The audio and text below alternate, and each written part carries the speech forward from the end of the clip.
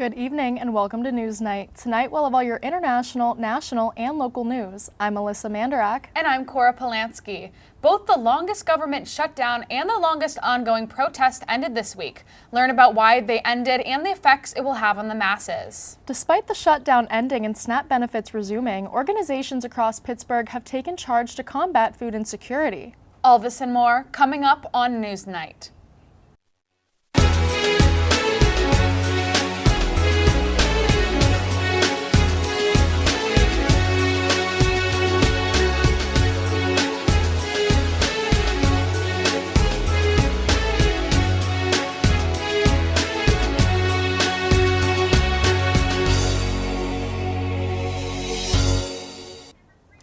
The streets of Lisbon have flooded with tens of thousands of protesters in the last week to fight workers' rights that are at risk under the proposed labor laws. The government has introduced legislation that would give employers more ease in firing. It also restricts compassionate leave that would include bereavement for mothers suffering from miscarriages. CGTP, Portugal's largest union, describes the reforms as, quote, one of the greatest attacks ever made against workers, end quote. With this statement came the announcement for a general strike that would begin December 11th. It is predicted that the bill will pass with the support of Chega, the far-right party. Protesters also hope for higher wages or an increased minimum wage. Portugal is one of the poorest countries in Western Europe. At least 50% of workers earned a wage of less than 1,000 euros each month last year. On Tuesday, a Ukrainian anti-corruption agency, NABU, said it detained 5 people and identified 7 other suspects in a major graft investigation. The investigation is centered on about $100 million in the country's energy sector being misused in a kickback scheme. NABU did not name the suspects in its statement, but said they included a businessman believed to be the mastermind behind the scheme, a former advisor to the country's energy minister, and an executive of the national atomic energy company Energoatom. Large amounts of Ukrainian and foreign funds have been put into the energy sector as infrastructure has been repaired repeatedly following relentless Russian aerial attacks.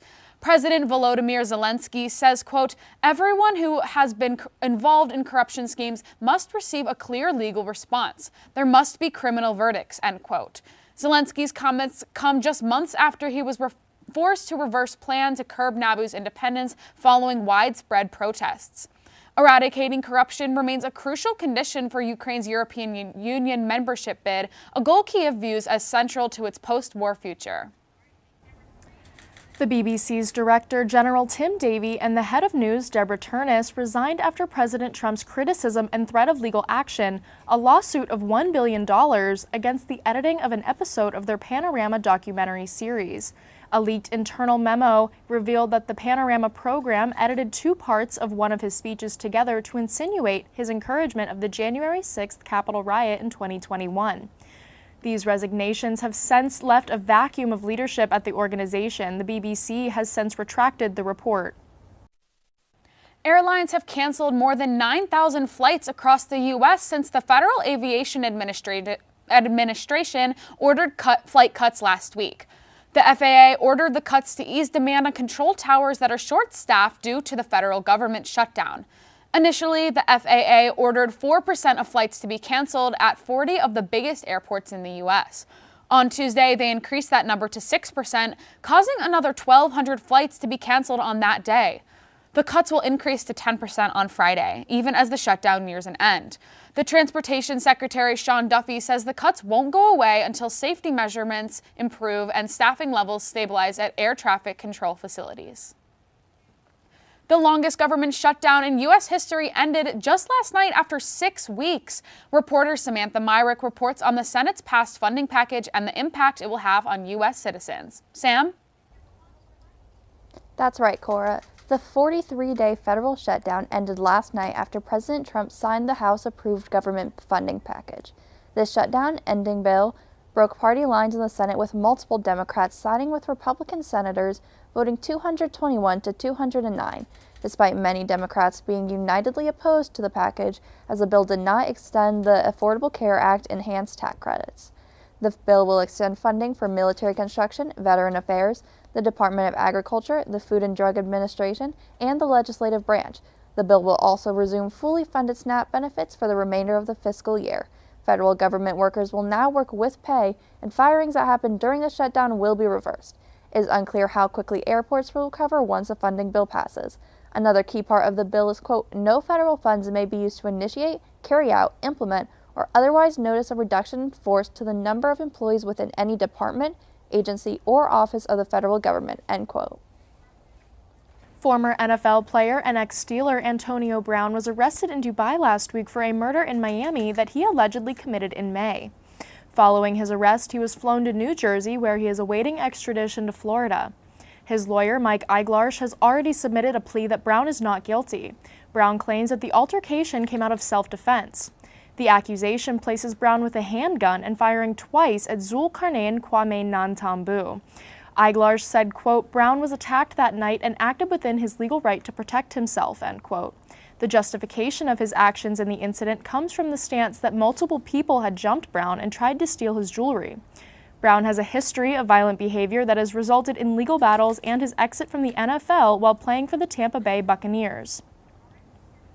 This past Friday, U.S. District Judge Karen Immergut issued a permanent injunction against the Trump administration from sending the National Guard to Portland, Oregon, NBC reports. Judge Immergut found there was no rebellion, nor that there was a threat of one, deeming it unnecessary to deploy the National Guard. Many other government officials were in favor of the ruling, like Oregon Governor Tina Kotek, as well as California Attorney General Ron Bonta, who is also fighting the Trump administration on the deployment of the National Guard in California. Trump's administration can appeal the motion if they choose, however, they have yet to make a move. Coming up after the break, a 3-year strike, the longest in U.S. history, has ended. And as Thanksgiving rounds the corner, learn what a certain organization is doing to uplift the holidays. Don't go away.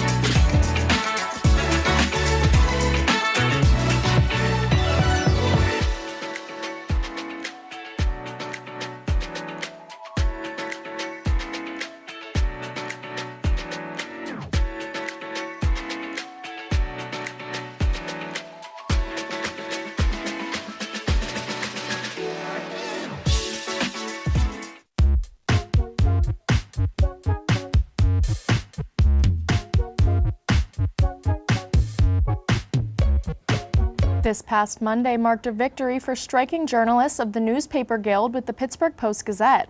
They have been on strike for just over 3 years now. The Third Circuit Court of Appeals says that the PG bargained in bad faith while working on a new contract. The newspaper announced on Monday that they will appeal the decision. In their statement, they said, quote, if allowed to stand, this decision will likely force the closure of the Post-Gazette, end quote. Workers had gone on strike to protest the working conditions proposed by the PG.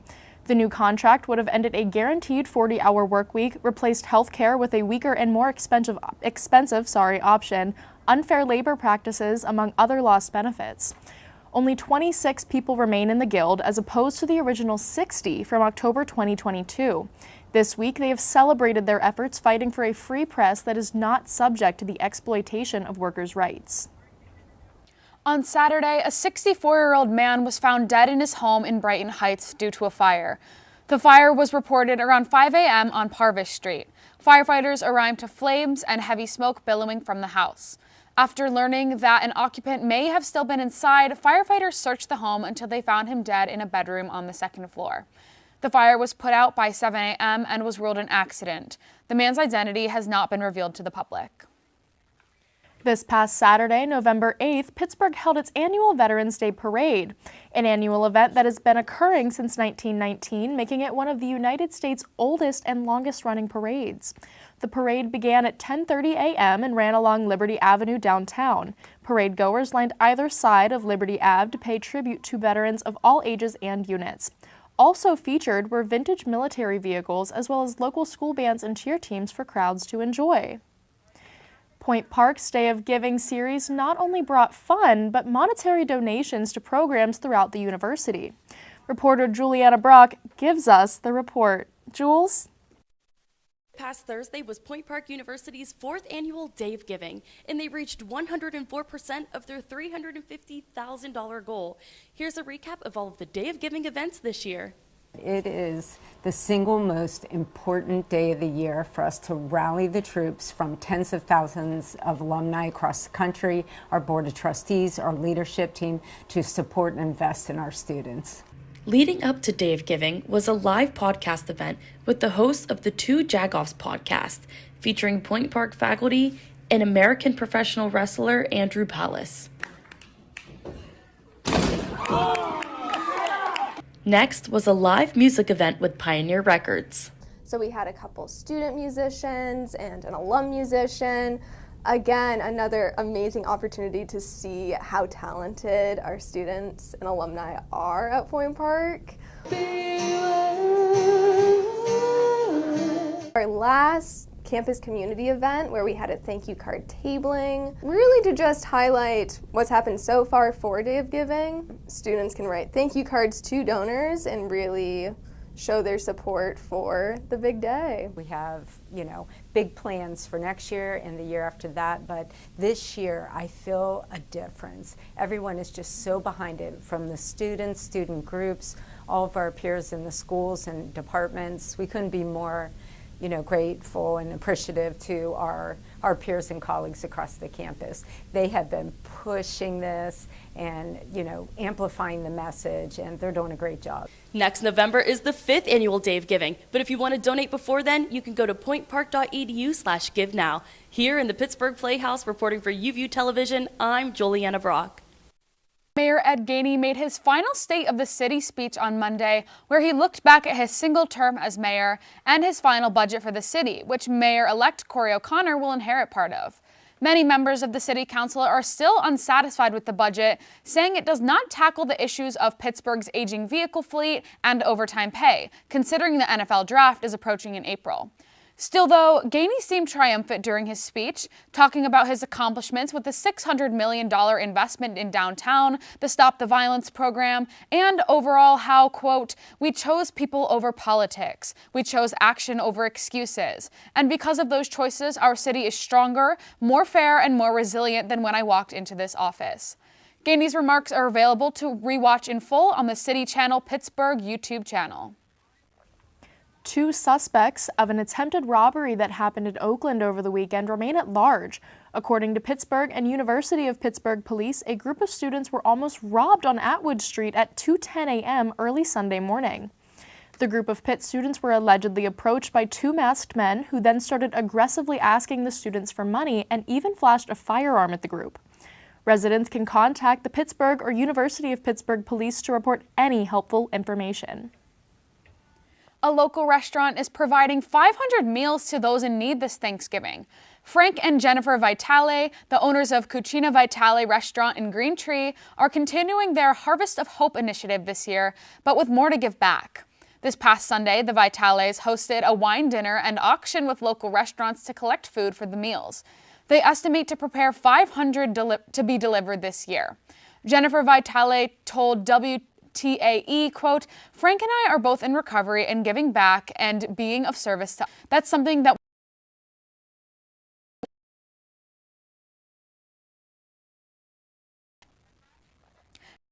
the world record breaker of the most world records is back, beating his previous record.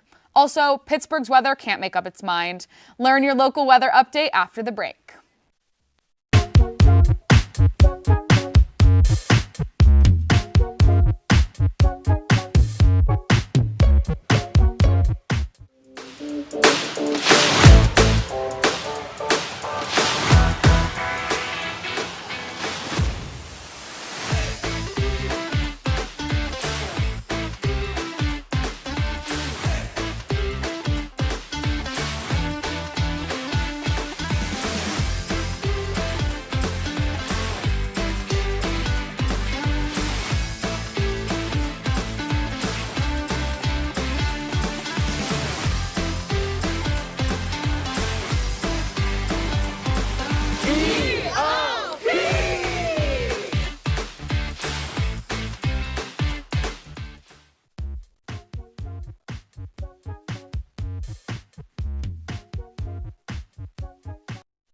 Serial record breaker David Rush, who holds the record for most world records broken, has done it again. His most recent feat this week was riding a unicycle for 10 seconds while holding 7 bowling balls. His other records include balancing 101 rolls of toilet paper on his head and the most apples sliced on a pogo stick. The motivation behind all of it is to promote STEM education. Passion and persistence in difficult situations is the common theme behind every extravagant quest he finds himself in. Rush says, quote, whether it's building robots, designing sensors, or yes, snapping cucumbers at world record speed, it all ties back to creativity and problem solving, end quote. Leaves are changing, the sun sets earlier, and flurries are seen more often. Pittsburgh is finally in the fall swing. Get an update on your week with weather reporter Jeff Kostelnik. Jeff? I'm outside of Academic Hall, enjoying this beautiful day that we're having. It's a little warmer than it has been the last few days. We did experience some snow flurries earlier this week, but today feels like a true fall day. We can expect a high of 56 degrees and a low of 44 degrees heading into the night. Now to weekly weather. Most of the week will stay in the 40s and 50s and will be relatively cloudy with some sun peeking through. Saturday, however, will have bouts of thunderstorms in the early evening. Sunday and Monday will have high wind speeds up to 20 miles per hour. Tuesday and Wednesday will be basically the same with low wind speeds and both 49 degrees. Thursday will have a full circle moment with rain throughout the day. Make sure to bundle up and get your winter clothes out because the cold is here to stay. This has been Jeff Kostelnik reporting our weekly weather report for UView Television. Now back to the studio. Thank you for tuning in to this episode of NewsNight. If you want to see more, check out our social media pages on both Facebook and Instagram at UView Television. You can also check out more episodes on our YouTube channel or visit our website uview.pointpark.edu. I'm Cora Polanski. And I'm Melissa Mandarak. From everyone here at NewsNight, thank you for watching and have a great evening.